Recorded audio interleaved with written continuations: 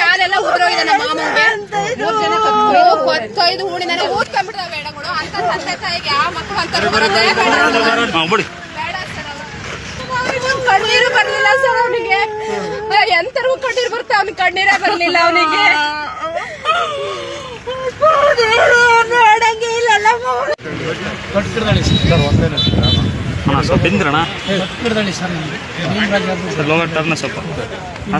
Tyre ಅಂಗಡಿ ಮಾಡಿದ್ರು ಅಲ್ಲಿ. ಮೊನ್ನೆ ಇದಾಗಿದೆ ಅಂತೇಳಿ ಅವ್ರ ಅಮ್ಮ ಅಪ್ಪ ಹಾಸ್ಪಿಟ್ಲಿಗೆ ಹೋಗಿತ್ತು. ನಮ್ಮ ಗ್ರಾಮಸ್ಥರು ಚಂದ್ರಪ್ಪ ಪ್ರಸನ್ನ ಎಲ್ಲ ಅಣ್ತಮ್ಮಗಳೆಲ್ಲ ಹೇಳಿದ್ರು. ನಾವು ಕೂಡ ನಿನ್ನೆ ಎಲ್ಲ ಬಂದು ನೋಡಿದ್ವಿ. ಬಂದು ನೋಡಿದಂಥ ಸಂದರ್ಭದಲ್ಲಿ ಎಲ್ಲ ಪೊಲೀಸರು ಅದು ಇದೆಲ್ಲ ಕಾನೂನು ರೀತಿ ಭಾಳ ಕಾನೂನು ಕ್ರಮಗೊಂಡಿತ್ತು. ಅದರ ಪ್ರಕಾರವಾಗಿ ಎಲ್ಲ ಒಳಗಡೆ ಹೋಗಿ ನೋಡಿದಂಥ ಸಂದರ್ಭದಲ್ಲಿ 3 ಜನ ಒಳಗಡೆ ಊತಾಕಿದ್ರು. ಒಂದೇ ಗುಂಡಿಯಲ್ಲಿ ಊತಾಕಿದ್ರು.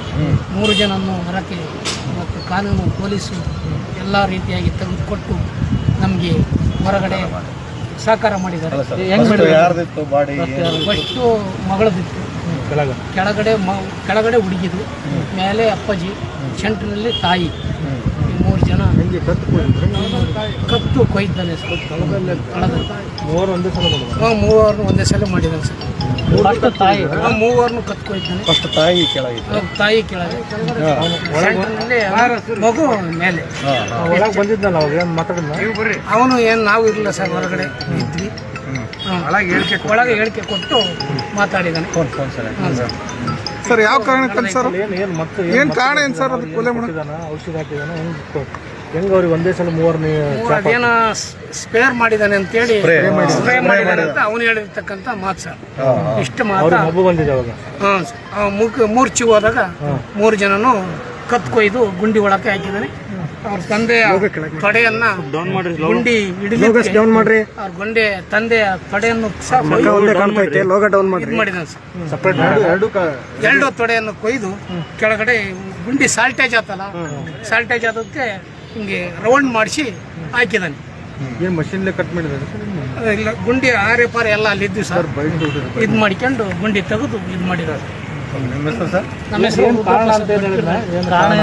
ಕಾರಣ ಏನು ಹೇಳಿಲ್ಲ ಸರ್. ಕಾರಣ ಏನು ಹೇಳಿಲ್ಲ. ರೊಕ್ಕದ್ದು ಏನಾರು ಇರ್ಬೋದಾ? ರೊಕ್ಕದ್ದು ಇರ್ಬೋದೇನೋ, ಅದು ಗೊತ್ತಿಲ್ಲ ಸರ್. ಒಟ್ಟು ಕಾರಣ ಅವನು ಏನು ಹೇಳಿಲ್ಲ.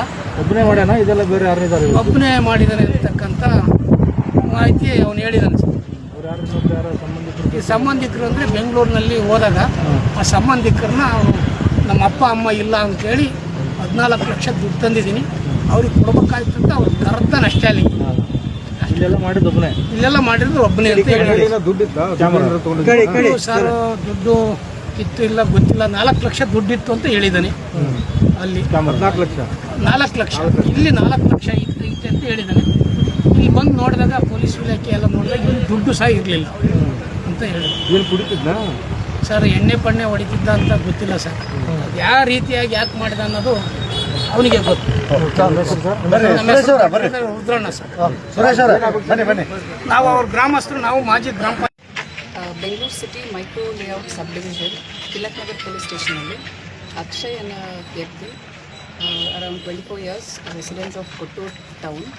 ಇವರು ಅವ್ರ ತಂದೆಯಾದ ಭೀಮರಾಜ್, ತಾಯಿ ಜಯಲಕ್ಷ್ಮಿ ಮತ್ತು ತಂಗಿ ಅಮೃತ, ಇವ್ರು 3 ಜನ ಜಯದೇವ ಹಾಸ್ಪಿಟಲ್ಗೆ ಚೆಕಪ್ ಹೋದಾಗಿಂದ ಕಾಣೆಯಾಗಿದ್ದಾರೆ ಅಂತ ಒಂದು ಮಿಸ್ಸಿಂಗ್ ಕಂಪ್ಲೇಂಟ್ ಕೊಡೋಕ್ಕೆ ತಿಲಕ್ ನಗರ್ ಪೊಲೀಸ್ ಸ್ಟೇಷನ್ಗೆ ಹೋಗಿ ಕೊಡ್ತಾರೆ. ಅದ್ರ ಬೇಸಿಸ್ ಮೇಲೆ ತಿಲಕ್ ನಗರ್ ಪೊಲೀಸ್ ಸ್ಟೇಷನಲ್ಲಿ ಕ್ರೈಮ್ ನಂಬರ್ 35/26 ಒಂದು ಮಿಸ್ಸಿಂಗ್ ಕಂಪ್ಲೇಂಟ್ ರಿಜಿಸ್ಟರ್ ಆಗುತ್ತೆ. ಆನಂತರ ಮಿಸ್ಸಿಂಗ್ ಕಂಪ್ಲೇಂಟಲ್ಲಿ ಅವರು ತನಿಖೆ ಕೈಗೊಂಡಾಗ ಮತ್ತು ಇವ್ರನ್ನ ಅಕ್ಷಯ್ ಅವ್ರನ್ನ ವಿಚಾರಣೆ ಮಾಡಿದಾಗ ಅವರ ಹೇಳಿಕೆಯಲ್ಲಿ ಕೆಲವು ಡಿಸ್ಕ್ರಿಪೆನ್ಸೀಸ್ ಕಂಡು ಬಂದಿದ್ದರಿಂದ ಅನಂತರದಲ್ಲಿ ಹೆಚ್ಚಿನ ವಿಚಾರಣೆ ಮತ್ತು ತನಿಖೆ ಕೈಗೊಂಡಾಗ ಅದ್ರ ಅವ್ರಿಗೆ ದೊರೆತ ಮಾಹಿತಿ ಮೇರೆಗೆ ಅವರು ನಿನ್ನೆ ದಿನ ತಿಲಕ್ ನಗರ್ ಪೊಲೀಸ್ ಸ್ಟೇಷನಲ್ಲಿ ಒಂದು ಮರ್ಡರ್ ಕೇಸ್ ರಿಜಿಸ್ಟರ್ ಆಗಿದೆ. ಆ ಮರ್ಡರ್ ಕೇಸ್ ತನಿಖೆಯಲ್ಲಿ ಈ ದಿನ ತಿಲಕ್ ನಗರ್ ಇನ್ಸ್ಪೆಕ್ಟ್ರು ಮತ್ತು ಅವ್ರ ತಂಡ ಬಂದು ಇಲ್ಲಿ ಸ್ಥಳ ಮಹಾಜರು ಮಾಡಿದ್ದಾರೆ. ಕೊಟ್ಟೂರು ಟೌನಲ್ಲಿ ಸ್ಥಳ ಮಹಾಜರು ಮಾಡಿ ಅನಂತರದಲ್ಲಿ ಅವರು ಲೋಕಲ್ ಅಸಿಸ್ಟೆಂಟ್ಸ್ ಕೇಳಿದ್ದು ಅದೆಲ್ಲ ನಾವು ಕೊಟ್ಟಿದ್ದೀವಿ. ಮತ್ತು AC ಅವರ ಸಮ್ಮುಖದಲ್ಲಿ ಅವರು ಎಕ್ಸಿಕ್ಯೂಷನ್ ಪ್ರೋಸೆಸ್ ಮಾಡಿ ಸದ್ಯ ಇವಾಗ ಪೋಸ್ಟ್ಮಾರ್ಟಮ್ ಕೈಗೊಂಡಿದ್ದಾರೆ. ಆ ನಂತರದಲ್ಲಿ ಅವರು ತನಿಖೆನ ಮುಂದುವರಿಸ್ತಾರೆ. ಇದು ವೆಪನ್ ಆಗಲಿ ಮತ್ತು ಮೋಟಿವ್ ಆಗಲಿ ಇನ್ನೂ ತನಿಖೆ ಕೈಗೊಳ್ತಾ ಇದ್ದಾರೆ. ಆ ನಂತರದಲ್ಲಿ ಪೋಸ್ಟ್ ಮಾರ್ಟಮ್ ಫೈಂಡಿಂಗ್ಸ್ ಮೇಲೆ ಅದೆಲ್ಲ ಬೆಳಕಿಗೆ ಬರುತ್ತೆ. ಒಂದೇ ಕಡೆ ಇತ್ತು ಮೇಡಮ್, ಹೌದು, ಒಂದೇ ಕಡೆಯಿಂದ ಅವರು ಎಕ್ಸಿಮೇಷನ್ ಪ್ರೋಸೆಸ್ ಮಾಡಿ ಅದನ್ನ ಪ್ರೊಸೀಜರ್ ಪ್ರಕಾರ ಅದನ್ನ ಪೋಸ್ಟ್ ಮಾರ್ಟಮ್ಗೆ ಹ್ಯಾಂಡಲ್ ಆಗಿದ್ದು ಯಾವ ಡೇಟ್ ಇದೆಲ್ಲ ತನಿಖೆಯಲ್ಲಿದೆ. 27th madam. They are undertaking investigation.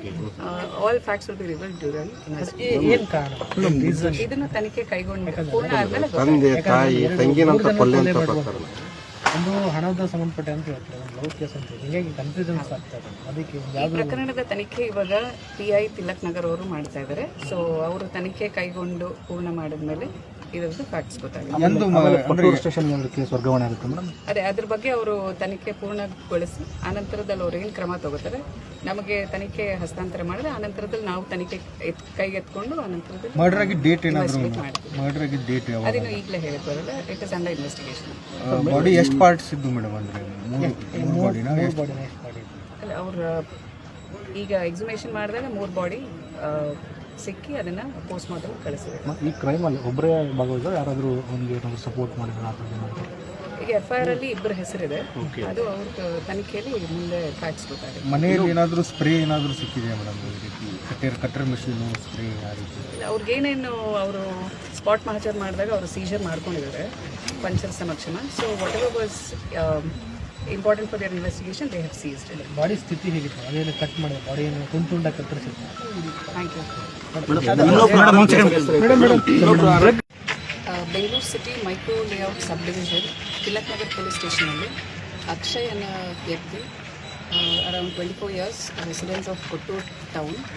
ಇವರು ಅವ್ರ ತಂದೆಯಾದ ಭೀಮರಾಜ್, ತಾಯಿ ಜಯಲಕ್ಷ್ಮಿ ಮತ್ತು ತಂದೆ ಅಮೃತ, ಈ 3 ಜನ ಜಯದೇವ ಹಾಸ್ಪಿಟಲ್ಗೆ ಚೆಕಪ್ ಹೋದಾಗಿಂದ ಕಾಣೆಯಾಗಿದ್ದಾರೆ ಅಂತ ಒಂದು ಮಿಸ್ಸಿಂಗ್ ಕಂಪ್ಲೇಂಟ್ ಕೊಡೋಕ್ಕೆ ತಿಲಕ್ ನಗರ್ ಪೊಲೀಸ್ ಸ್ಟೇಷನ್ಗೆ ಹೋಗಿ ಕೊಡ್ತಾರೆ.